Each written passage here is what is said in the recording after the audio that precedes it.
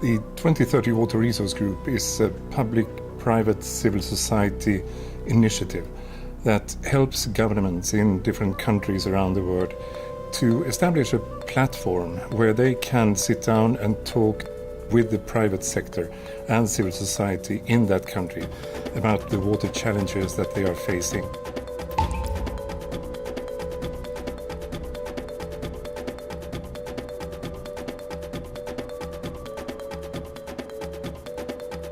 So we need to move into the next millennium. We finish the unfinished business. So this unfinished business needs water. Water is a catalyst. So without water, you will not achieve anything.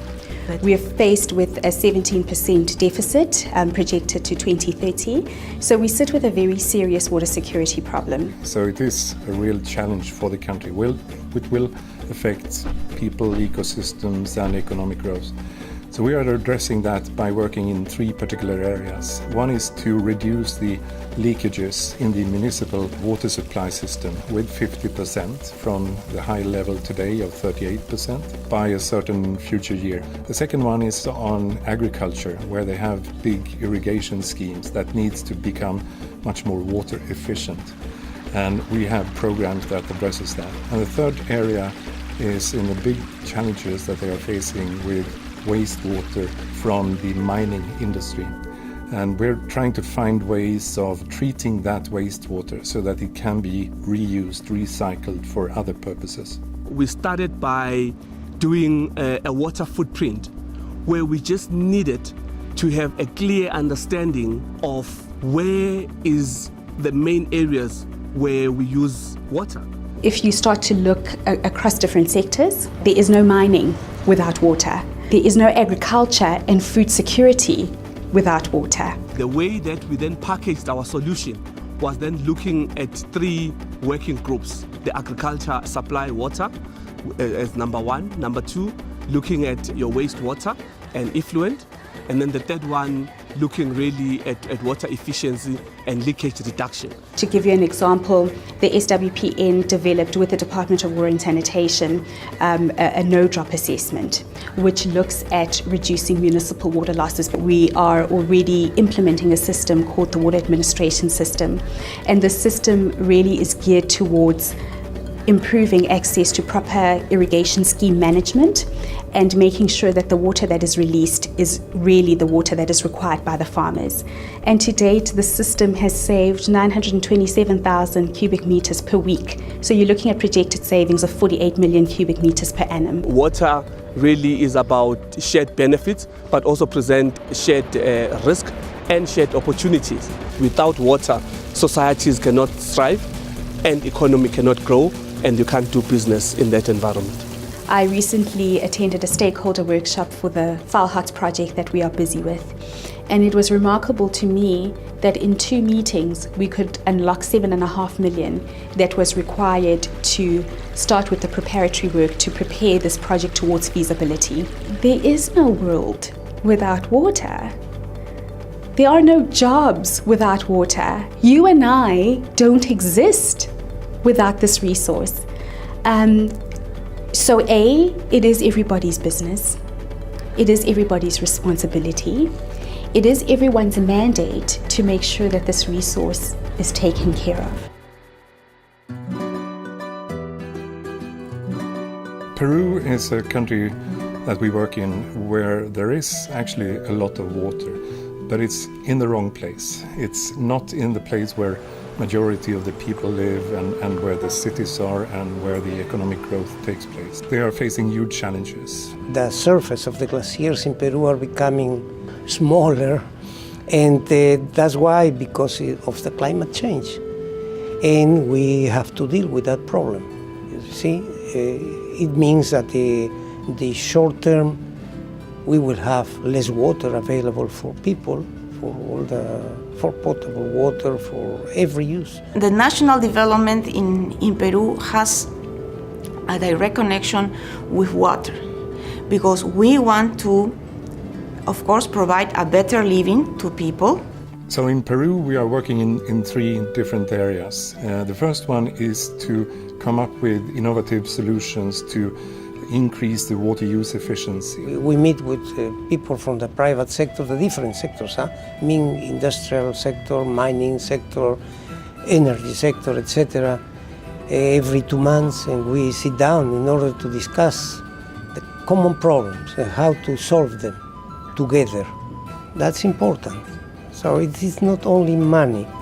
We are working with 20-30 water resources groups since this year, really. The methodology is very good for us because before we didn't have the opportunity to meet. I think that in general the people in the private sector and the public sector, everybody have to understand that we have to work now to ensure the water for the future and our development for the future.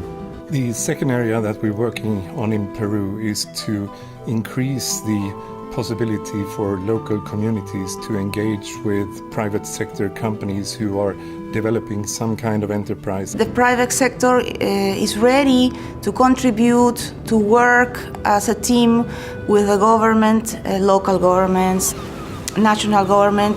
Because it's not only the involvement of the private sector alone, but also communities, all different stakeholders together. We have very good experiences of projects where the local governments have worked in team with private enterprises, with communities, with these leaders, and we have been able to reunite them after so many years and develop water and sanitation projects for them.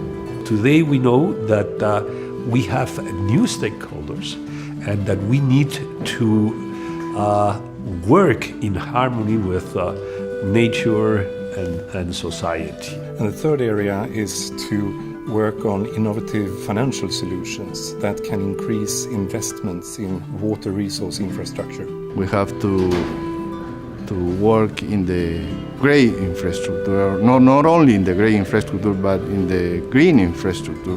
We have to protect the watersheds, we have to protect the forests, we have to protect the rivers, the lakes, in order to assure water resource for the future. When we call and we establish contact with the water resource group, it has helped us in prioritizing those projects out of the National Water Plan. So that was the first step. And the second one is help that they are providing us right now in terms of how to finance those projects. Sustainability is an issue not only for the owner or the executive, it's an issue for everybody. Today it is important for business, for people to understand how are we impacting in the world. So thus I believe everybody wins.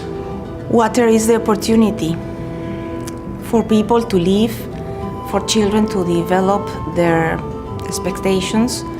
Water is the opportunity to stop perpetual poverty in communities, and water is the opportunity to make profit. I think that water scarcity and water pollution affects us and the whole society in many different ways. But it also affects, of course, ecosystems in many places. Water is important for economic growth and development. And we see in many countries where actually growth today is being hampered by the lack of sufficient water resources.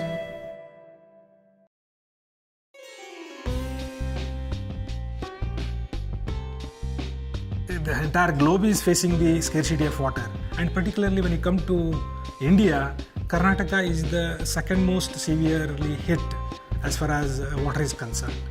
People are fighting for water. You see queues to collect water. It is in the street we can see. This is a problem. In the state of Karnataka, we are working in two particular areas. The main user of water in Karnataka is agriculture, and one of the biggest water consumers is for sugarcane production. If you really look into the kind of the area that is being irrigated through the surface water and the groundwater, it is very alarming. 78% of surface water can irrigate only 50% of the land, whereas 22% of the groundwater is able to irrigate the rest of the 50%. So the government is planning two kind of solutions. One is modernization of the existing canals in terms of conveyance. The second one is methodology of irrigation. That is switching over from flow or flow irrigation to the micro irrigation. Drip irrigation has got large number of benefits. First and foremost is saving of water.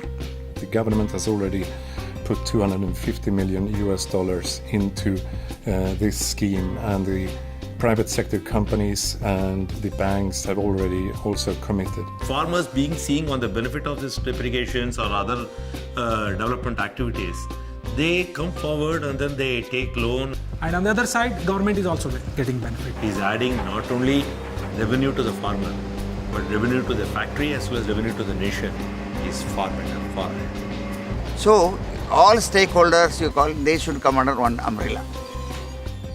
Water is required for every creature which has taken birth in this earth. Be it human being, be it a plant, or be it animal or insects, or everything need water. Water is the lifeline of the farmer community. If in this process water can be conserved, economy of the state will rise, economy of the farmers will rise. The whole economic growth and the sustenance of life on the globe is dependent on the amount of water, the quality and the quantity. So it is everybody's mandatory requirement to address this, to save water, to make use of efficient use of water in every walk of life, in every activity what the humanity is doing at large. The long-term vision for 2030 Water Resource Group, in my own personal view, is that we shouldn't be needed in the future. Because the approach that we have, which is not commonplace today, but something that we believe very strongly in, should be the model whereby water resource challenges are addressed across countries, irrespective of if there is a 2030 Water Resource Group that is spearheading and advocating that. It should be the model that all countries are adopting eventually. And then there is no need for the 2030 Water Resource Group any longer.